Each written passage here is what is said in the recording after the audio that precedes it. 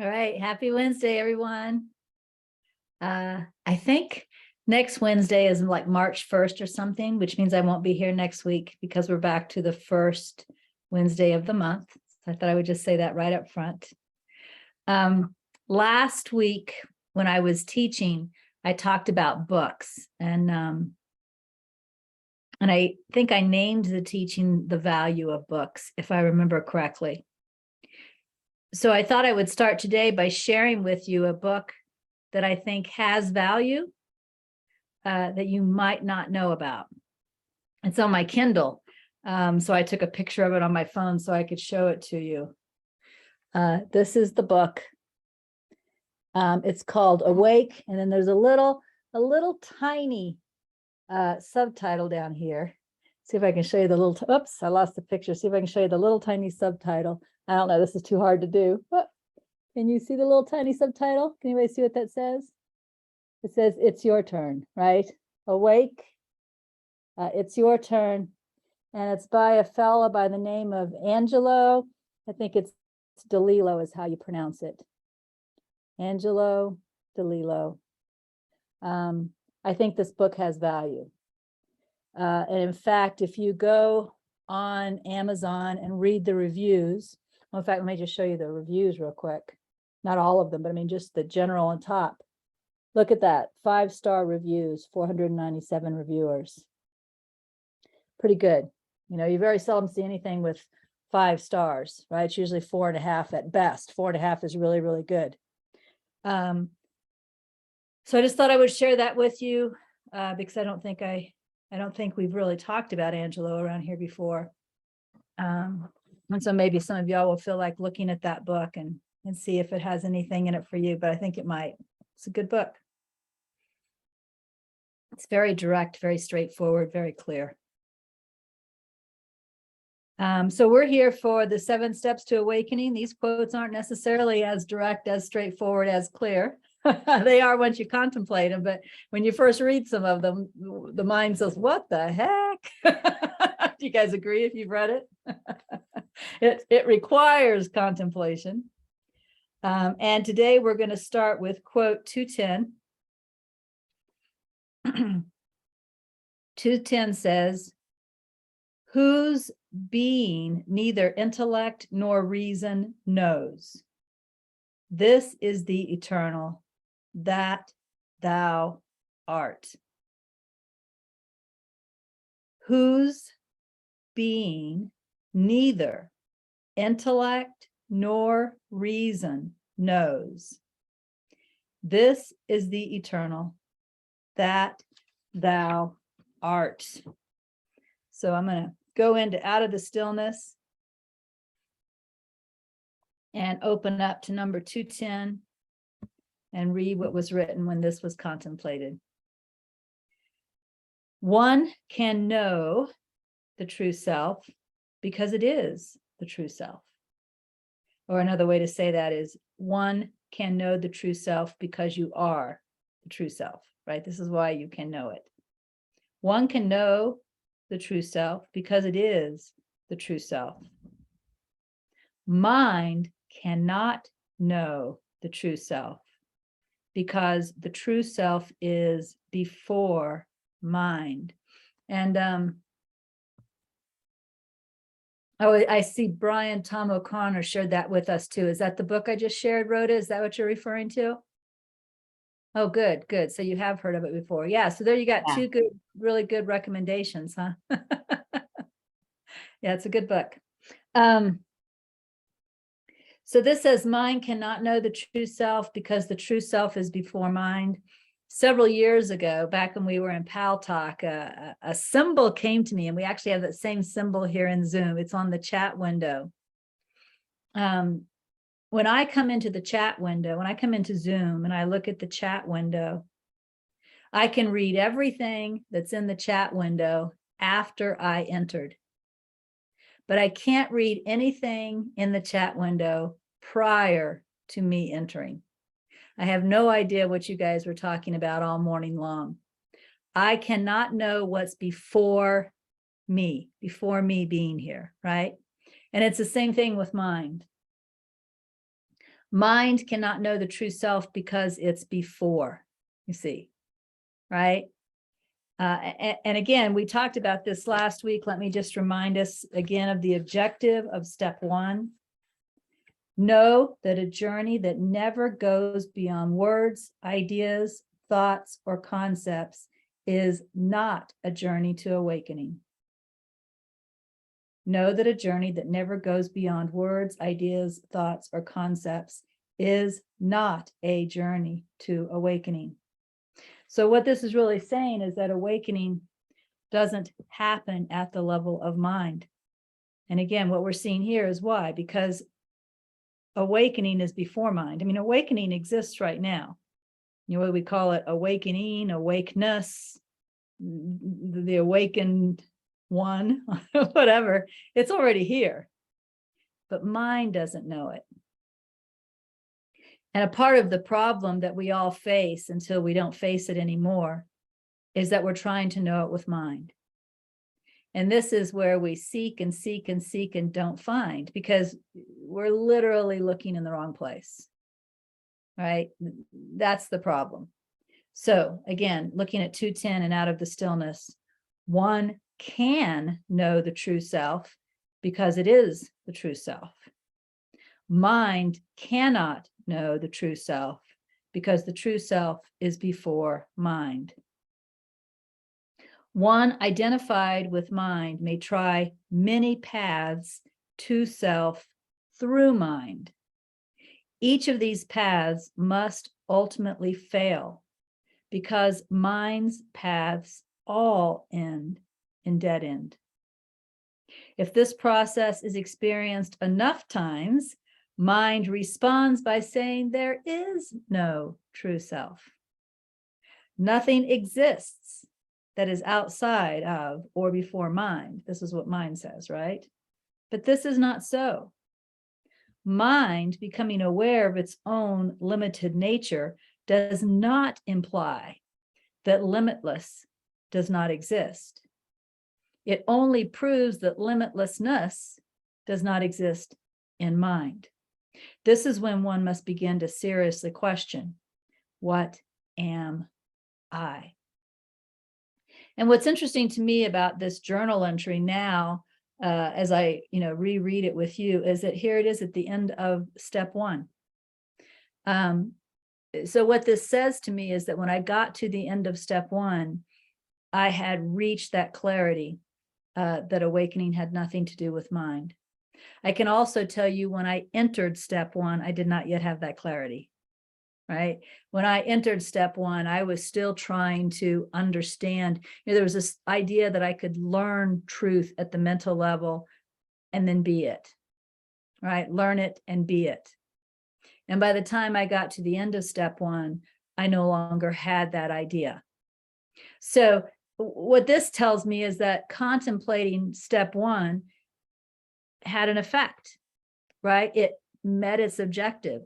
By me spending so much time reading those quotes and contemplating those quotes, a literal shift happened, which was valuable because now I could approach the spiritual path from a different angle, from an angle of knowing that this is experiential. This is an experiential journey as opposed to a learning with the mind type of journey. So I'll just read 210 again, and then we'll just move right on.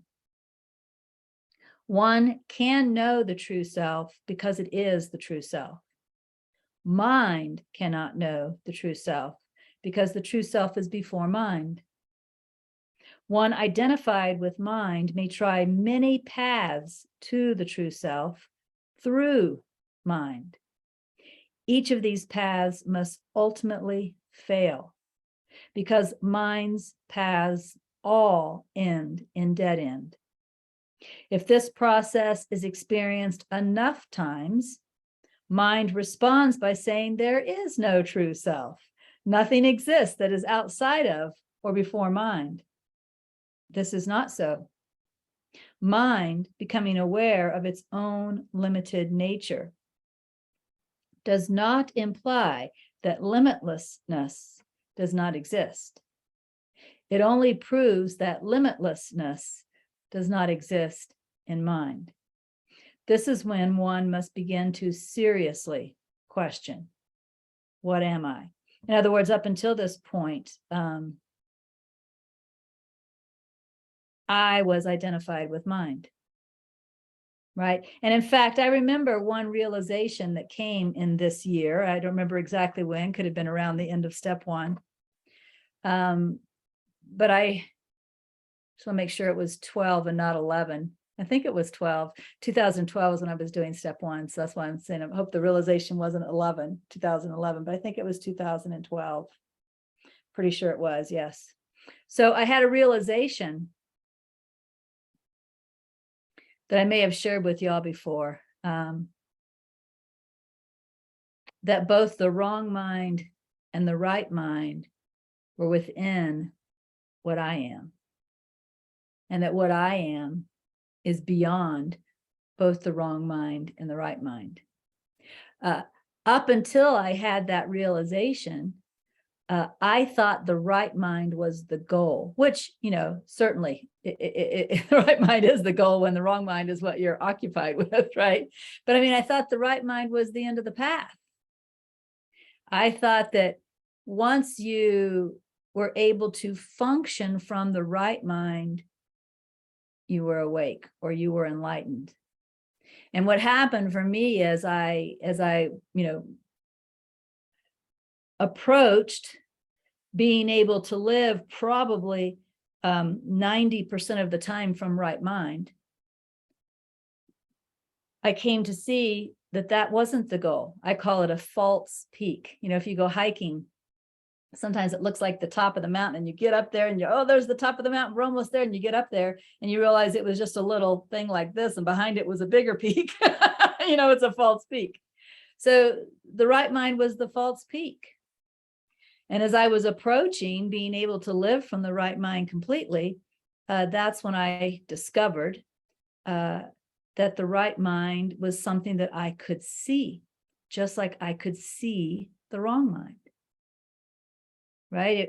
It became an object rather than a goal.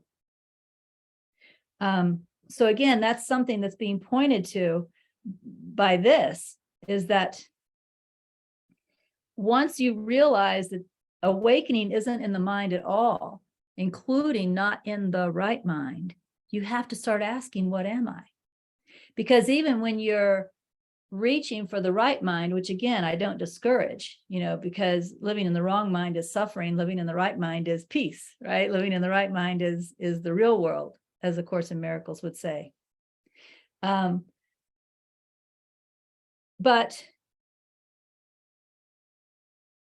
if you're living in the right mind and thinking, this is what I am, you're actually still identified with mind. And so when that dawning occurred, that I could see the right mind, that was a huge moment. And I can't remember what it was, but I remember the day I had that realization, that night, I saw something in A Course in Miracles that said that so very clearly. How sometimes when a confirmation will just show up for you. I don't even remember what it was that I read, so I can't point you to it. But I remember thinking, oh my God, that was here the whole time. I never saw it. I never saw it until I had the realization myself. And so as the realization comes, I'm not only not the wrong mind, but I am not the right mind. Well, then the next natural question becomes, what am I? I mean, I'm not mind at all. So what am I? And this, of course, is what 210 is pointing to. Let me just read it one more time. One can know the true self because it is the true self. Mind cannot know the true self because true self is before mind, right? True self is what sees the mind, sees both the right mind and the wrong mind. It sees the mind does not see it. One identified with mind may try many paths to the true self through mind. Each of these paths must ultimately fail because mind's paths all end in dead end. If this process is experienced enough times, mind responds by saying there is no true self. Nothing exists that is outside of or before mind. This is not so. The image that just came to me as I was reading was that I had lived in a room all my life. And because I lived in a room all my life, I said, there's nothing outside of the room, right? And that's not true, right? Just because I don't know anything outside of the room doesn't mean there's nothing outside of the room. And this is the same kind of idea. If this process is experienced enough times, mind responds by saying there is no true self. Nothing exists that is outside of or before mind. This is not so. Mind becoming aware of its own limited nature does not imply that limitlessness does not exist. It only proves that limitlessness does not exist in mind. This is when one must begin to seriously question, what am I? Right? If I'm not mind, what am I? So the last quote that we're going to look at in step 1 is quote number 212.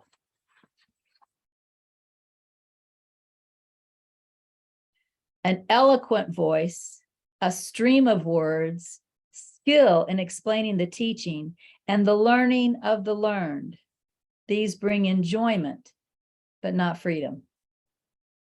An eloquent voice, a stream of words, skill in explaining the teaching, and the learning of the learned. These bring enjoyment, but not freedom. There is a thrill that we all get that eventually we have to let go of. That's the thrill of intellectually understanding another and maybe even a higher spiritual concept, right? It's like, oh, I get it now. And at some point, that has to be let go of. Because if it's not let go of, what happens is there are intellectual insights that we have along the way. I don't want to say intellectual insights are wrong or bad, so please don't misunderstand me. But at some point, the intellectual insights that need to occur have occurred, right?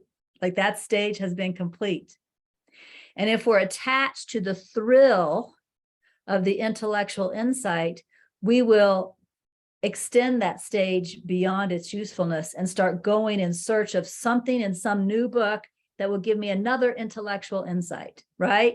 So we need to just know intuitively when, I understand all that I need to understand, right? There just comes a point. I think I mentioned last week that if I had, when I started the spiritual path, had a book that told you, very briefly how to awaken, focus on self-attention to the exclusion of all else, for example, I wouldn't even have known what that sentence meant. So it would have been very useful. Right? I could have had the secret right in front of me and it wouldn't have done anything. So there was learning that had to occur. There were insights that had to occur, including the insight of what self-attention means, right? What that actually means. But at some point, you have intellectually all that you need. But if you become addicted to the little high, to the little thrill of intellectual understanding, again, you might extend that stage by going in search of that thrill, right? That high, rather than actual awakening. So it's something you want to just be aware of, right? Know intuitively when, okay, I've got the understanding. Now, for the most part, I can put down the books and I can focus on the practice. But also, as I mentioned last week, the books still have some value even then. It's the value of inspiration, right? The value of getting you excited to practice. One other tool that I use, I don't remember if I told you this last week or not, but one other tool that I use is good guided meditations, not just any guided meditation, but I use good guided meditations. I love to start meditating with a guided meditation. I'm going like this. I like to put my headphones on too. I like to start with a guided meditation that leads me into the practice in a very direct way, right? It helps to quiet the mind. It helps to focus the mind on the practice. It helps to get the heart and the mind excited about the practice. And then I follow the meditation with quiet. And in fact, let me show you how I do this. And this morning, I actually didn't do this. So I don't know exactly what this page will look like because I didn't do it just this morning and my memory doesn't go as far back as yesterday. But I'm going to share my screen and I'm going to show you how I do this. So I'm going to go to, I have my own little YouTube channel.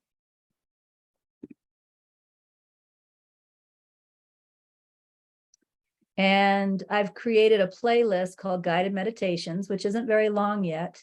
And this is where I keep my favorite guided meditations. And, I add some to it. But then I also have another playlist called Meditate Today. Oh, yeah. So you can tell this was the meditation I did yesterday. So yesterday I did this meditation, but then notice it's followed by 2 different videos, 13 hours, which trust me, I've never gotten to all 13 hours, 13 hours of pure silence.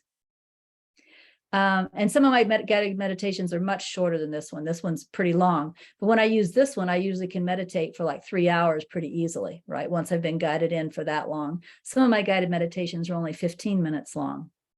Sometimes I'll move like a loving consciousness meditation up here.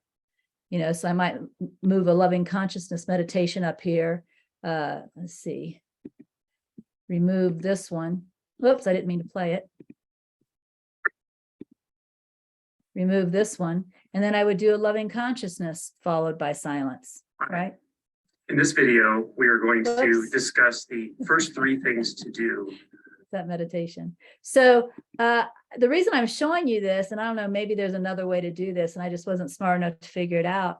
But the reason I'm showing you that I use this playlist followed by silence is because I was at first using guided meditations that I liked in YouTube, and I was going in, really deep and just getting ready to meditate. And then some other video would start playing. I don't know if you've had that experience.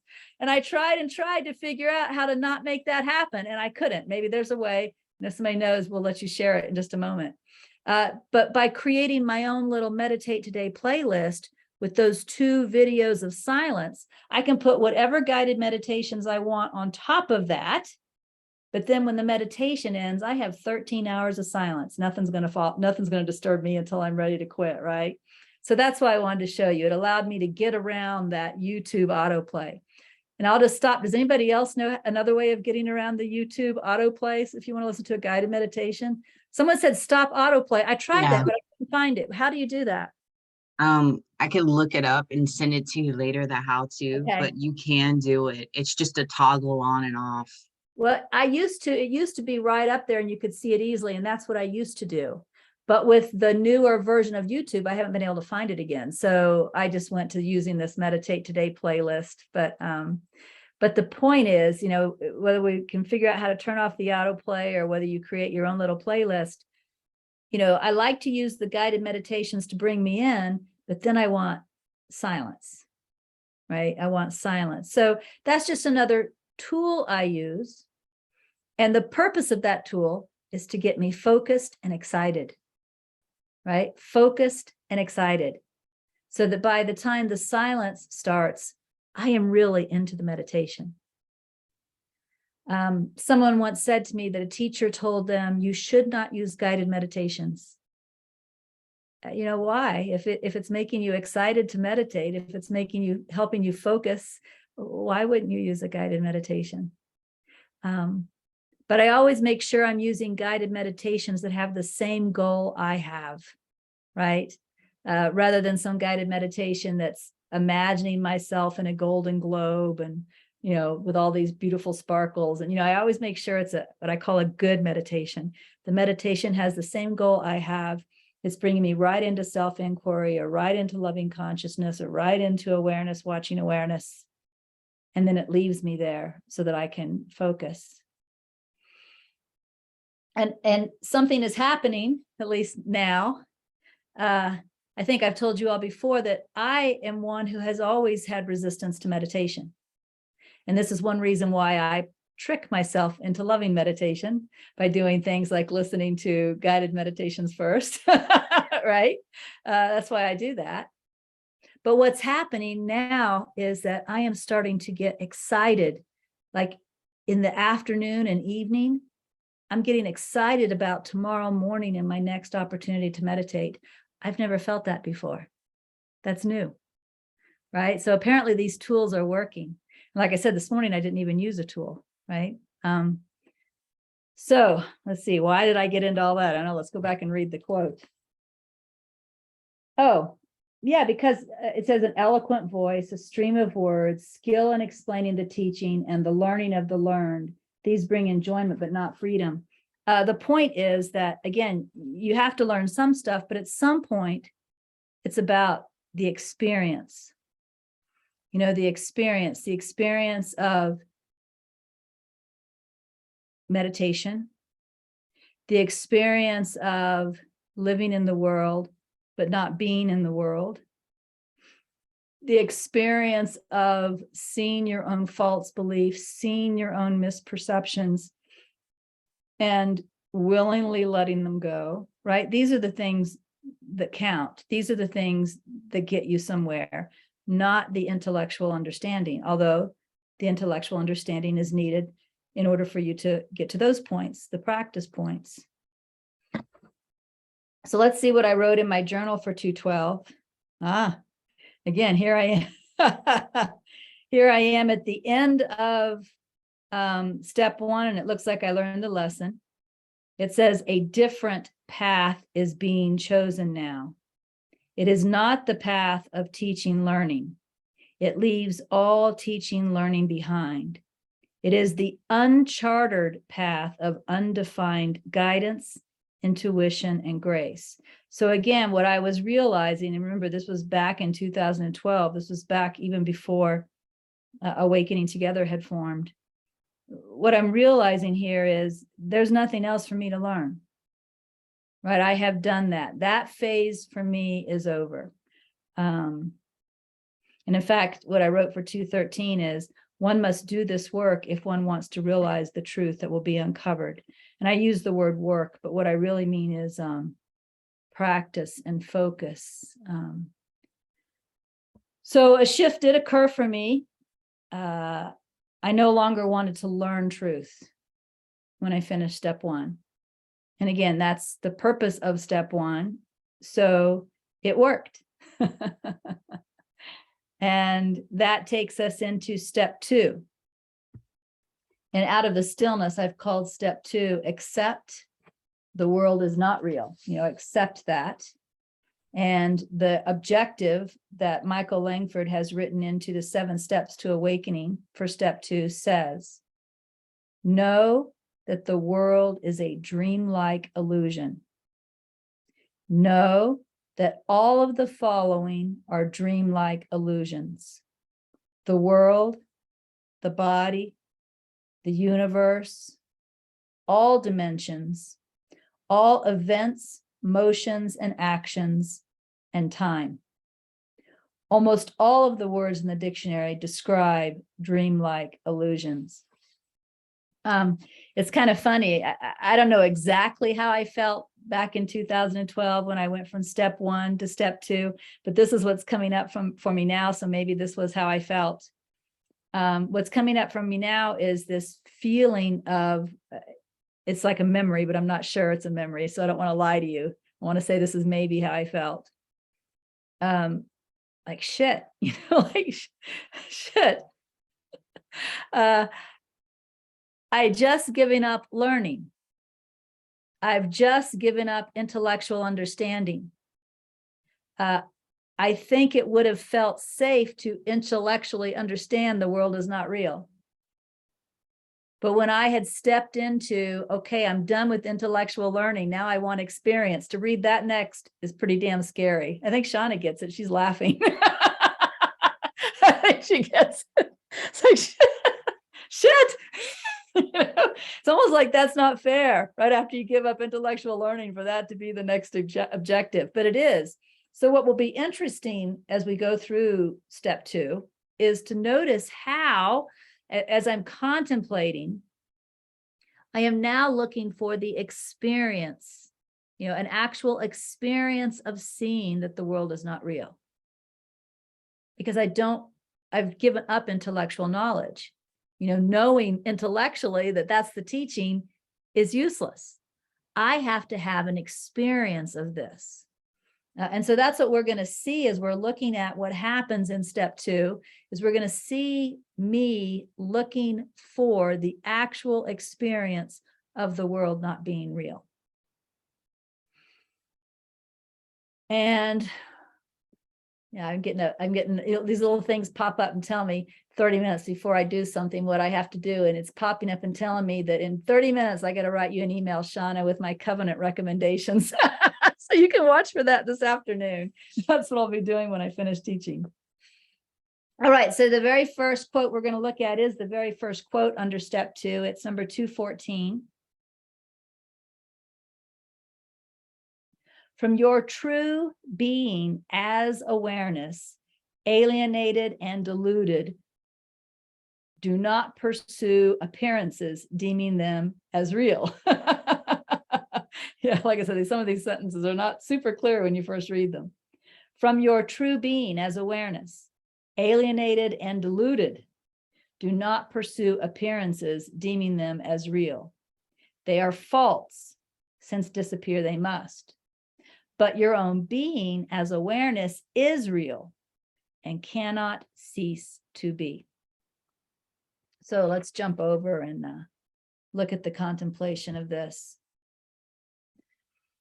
It is time for withdrawal from the world. One cannot remain fully invested in the world and see that it is illusion also. One must pull back from that investment. Let mind attention be interested only in diving inward towards silence, seeing obstacles and removing them as they emerge. Let current moment guidance pull the strings of the puppet body without letting the puppet's movements distract from the function of inner focus. So you could say this was my plan. I had to come to the experience of the world not being real. And so when I looked at quote 214 and contemplated it, I came up with a strategy to help me have that experience. Oh, somebody's asking, can we play the meditations on my playlist? Yeah, sure. There's no reason why you couldn't. I think there's a few Regina Dawn Akers channels out there, some that have been abandoned over time. So the current one, let me see. I think it's YouTube. I think this is how YouTube does it. / and then at Regina Dawn Akers, Colorado. I had to come up with a different name because it said Regina Dawn Akers was already used. Oops, I spelled it wrong. That should be Regina Dawn Akers, Colorado. I think that's how YouTube does their addresses. Does somebody want to go try that and make sure that works? And if not, we'll figure it out. I think it's YouTube / at Regina Dawn Akers, Colorado. I think that's my current channel that I use. I have like 45 subscribers. It's a really popular channel. It's just my personal goofing off, for me channel. It's not meant, I'm not teaching from the channel. But if anybody wants to go use the things that I put there, you may. And let us know if that worked, that address. If not, we'll figure out what the address is.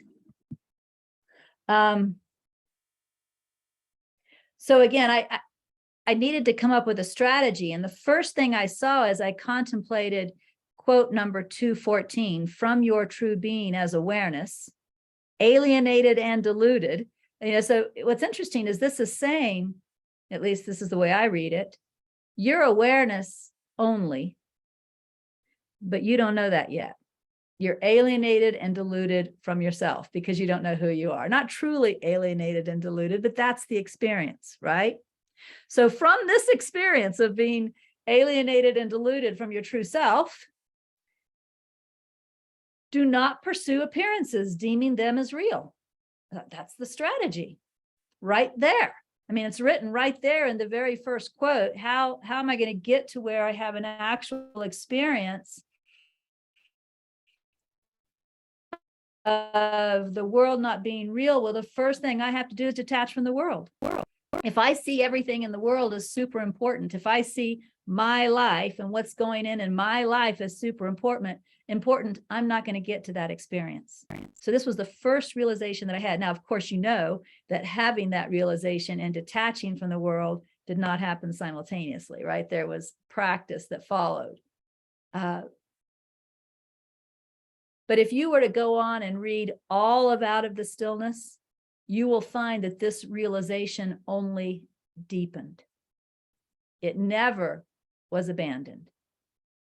In fact, what it advances to is I cannot have a self-will at all. If there's anything that I want my way, I'm attached to the world. Right? And so you'll notice as you read Out of the Stillness that this just deepens and deepens and deepens to where, I can't be attached to anything in the world. I can't want anything in the world, because if I do, I'm going to make it seem real to me.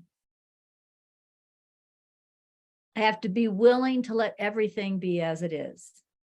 I need to accept, or even better yet, love everything as it is. Right? And this will detach me from the world so that I can see that it's not real. So from your true being as awareness, alienated and deluded, do not pursue appearances, deeming them as real, right? Just don't do that, is what that says. It's not the clearest sentence in the world. You have to think about what it means, but that's what it says. It says, don't do that. Okay, so somebody did put in the address, Sina put in the address. It's https://www.youtube.com and then / Regina Dawn Acres, Colorado. Okay, so it's youtube.com / Regina Dawn Acres, Colorado.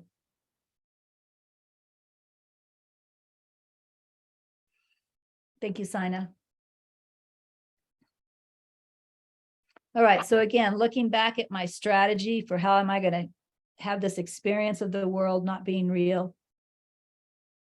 It is time for withdrawal from the world.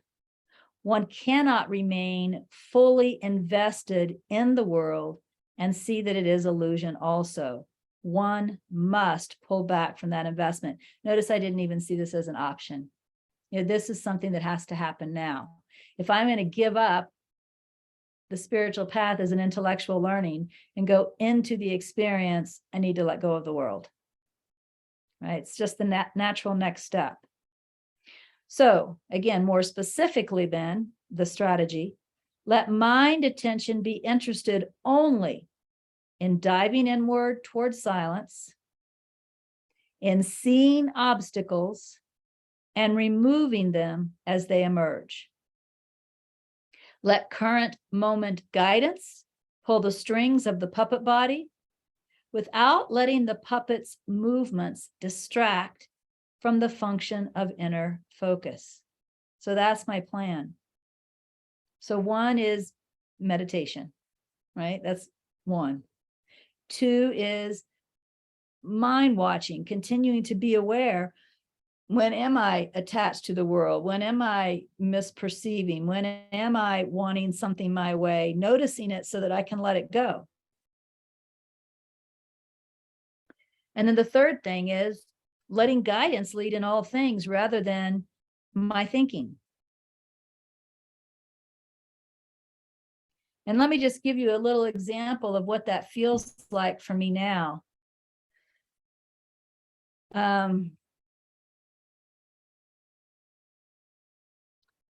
I don't think about the future in the way I used to, which is kind of funny because used to, I was always in the future. I took some personality test once and it said that I was a future-oriented person. But it was about a year and a half ago when the future kind of just fell away from me, literally. And I had some very odd experiences following that, like, even though the future had fallen away, the mind hadn't given up on it yet. And so the mind would say things like, oh, I'm going to do this and this and this. And then I'd find out that's not the direction I went and that's not what I did. It was just kind of funny. And I had this experience over and over and over again until I realized that mind still thought it could have a future. But that connection, whatever the connection was between mind being able to make a plan and then that plan being carried out, whatever that was, it's like it was broken. It no longer happened. Like it just didn't happen. What happened was this body was just going to do whatever this body was going to do. And mind had no way of knowing in advance what that was. And this experience of mind being wrong about the future, that lasted 6 to 9 months. I mean, so that was a lesson that took some time to learn, that mind really just didn't know what the body was going to do next. Now my experience is that I know I don't know, right? And so like this morning when I went to walk the dog, used to I would pick, oh, today's this kind of day. I want to take the dog here, right? This thinking would happen. Today, as I was getting ready to walk the dog, I just suddenly knew where to go. And I got in the car and drove there. But the mind is no longer trying to figure out the future. The mind waits now. That's what's interesting. The mind waits now until it knows, right? So that's the shift that has occurred over time. So in the beginning, there was the practice that was like the teaching in Inner Ramana, choosing to say, what am I to do now, right? And getting very, very good at that. And that practice took years, okay? I don't want you to think I did it the first time and it was excellent. Learning to stop and ask instead of thinking. And then the next thing that happened was a miracle, the miracle where the future fell away, but mind still thought it could plan. And it saw over and over and over again that it was wrong. That every time it tried to say, this is what's going to happen next, it was wrong, like over and over and over and over and over again. And then it got to the point where it just gave up. Mind just gave up and it knows it doesn't know, and it's okay with that, right? So when I read this, let current moment guidance pull the strings of the puppet body. I just want you to know that this is something that can come into being your actual experience if you attempt to detach from making decisions on your own and choose to ask within for guidance. But just like in order to see that the world is not real, I can't be attached to the world, right? My attachment to the world is going to be an obstacle to seeing that it's not real. Having the body just moved by something beyond the mind, you won't see that unless you begin to detach from thinking the mind can plan and the mind can decide. Right? It's the exact same type of relationship. And so this is the purpose for surrender. And this is what the teachings of Inner Ramana explains clearly. Sometimes people think the purpose of surrender is, to win over God's favor, or to be good or, or whatever else. The purpose of surrender, and the teachings of Inner Ramana is very clear about this. The purpose of surrender is to detach from the mind. That's exactly what happened. In my case, over a period, if I started if I started Inner Ramana in 2009, and it's only in the last year that mine gave up, we're saying in my case, that took how many years? Nearly 12 years. It didn't happen overnight. Now, for some people, it could be faster. For some people, it could be slower, right? I mean, there's no rules about that. But the point is, there was a willingness, which included a practice to let go of being attached to mind. And that was why the surrender happened. Not to be good, not to, do anything else. So again, let mind attention be interested only in. So this was the only thing I was to be interested in if I was going to learn that the world was not real. Number one, diving inward towards silence. So meditation was to become a primary goal. Number two, mind watching, or bringing awareness to the mind, seeing the obstacles and removing them as they emerge. So as soon as I see, I want Ron to think my way about the furniture, I got to let it go, right? Seeing it and letting it go. The faster I can do it, the better, right? Seeing it and letting it go, seeing it and letting it go. Of course, some are harder to let go of, as you know, and that's where journaling comes in. Seeing obstacles and removing them as they emerge, and then letting current moment guidance pull the strings of the puppet body without letting the puppet's movements distract from the function of inner focus. That was my strategy. Notice there's nothing intellectual there, right? This is all practice and experience. So again, the very first quote in step 2 says, from your true being as awareness, alienated and deluded, do not pursue appearances, deeming them as real. They are false, since disappear they must. But your own being as awareness is real and cannot cease to be. And I wrote, it is time for withdrawal from the world. One cannot remain fully invested in the world and see that it is illusion also. One must pull back from the investment. Let mind attention be interested only in diving inward towards silence, seeing obstacles and removing them as they emerge. Let current moment guidance pull the strings of the puppet body without letting the puppet's movements distract from the function of inner focus. So that's 214. And the next one I have highlighted is 217.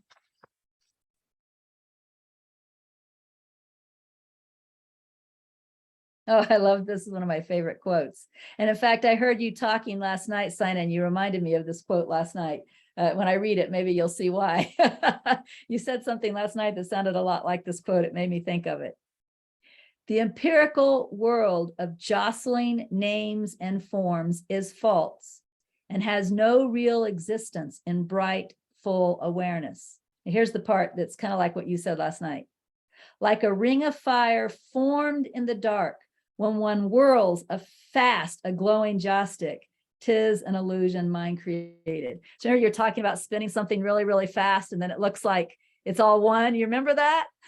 Yeah, that's what this quote is talking about. So I actually thought about this quote last night while listening to you. So the empirical world of jostling names and forms is false and has no real existence in bright, full awareness.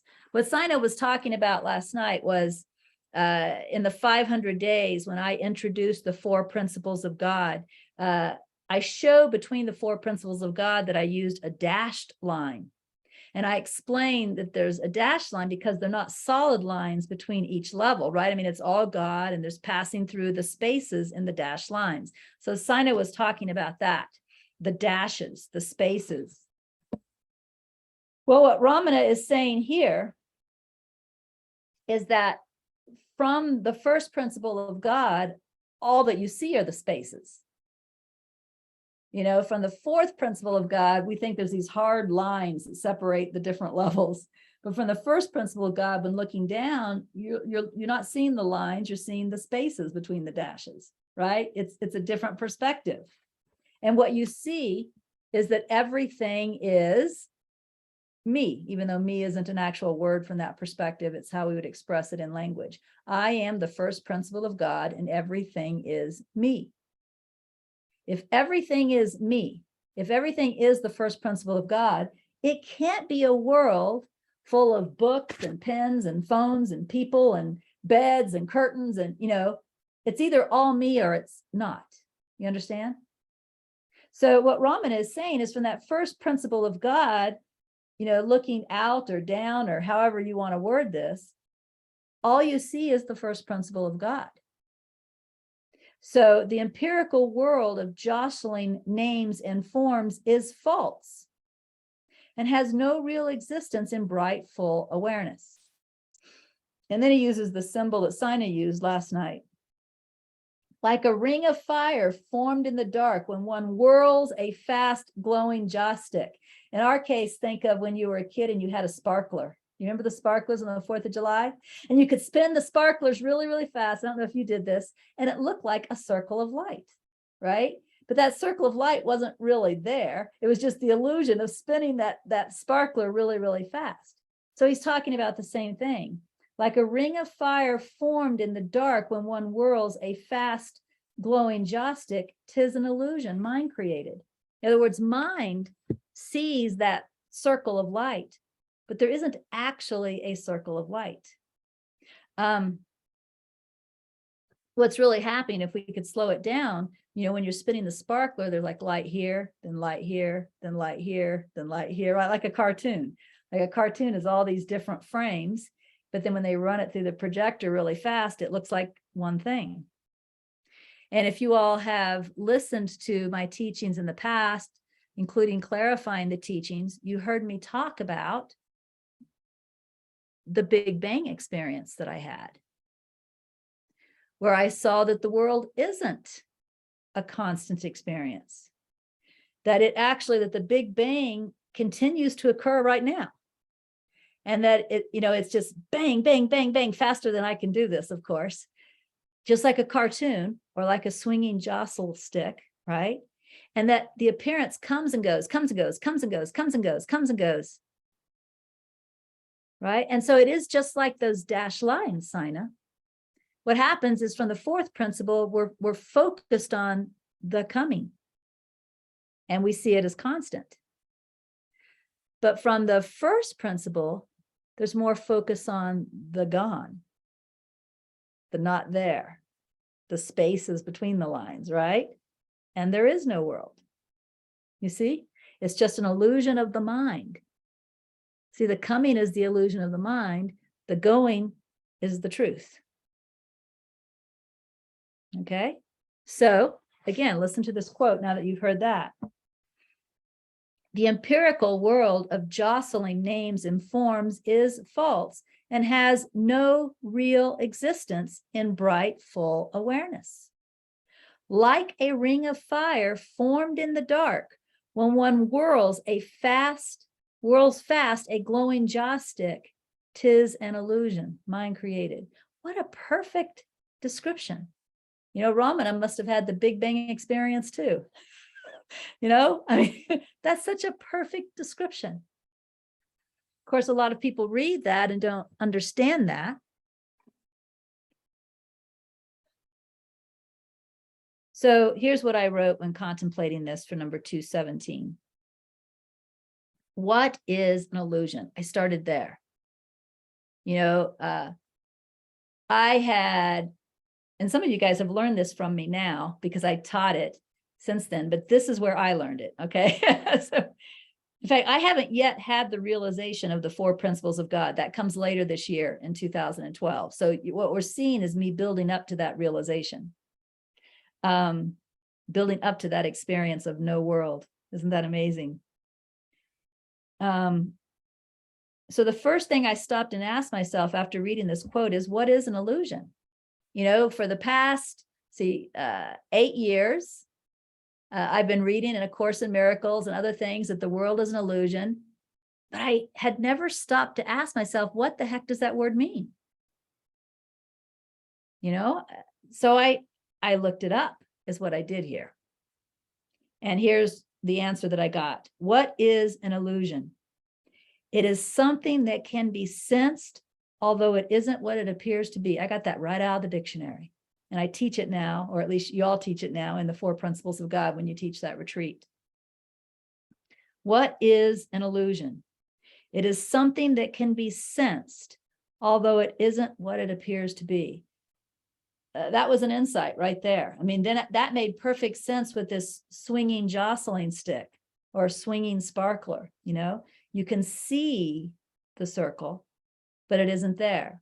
And I think I was listening to Anne, I think it was Sunday night when she was doing this interview with that guy. You guys talked about how the rainbow isn't really there, right? So there are things that we can see that we know aren't really there. A mirage on a highway, we've learned over and over and over again, it isn't really there. So these are examples of illusions. What's really interesting about this is it can be sensed. It can be seen, or in the case of the world, it can also be smelled, it can be tasted, it can be heard, it can be touched, but it isn't there. You know, we take the senses to be something that can teach us fact, but we also have proof that that is not always true. The sun does not rise in the morning and set in the evening. The sun stays in one place all the time. The moon doesn't move around the world. I mean, we actually know that just because it's perceived that way, that doesn't make it true. But we need to bring that in deeper if we're going to have the experience of the world not being real. We need to stop believing that our senses are proof of fact. This is another part of the strategy.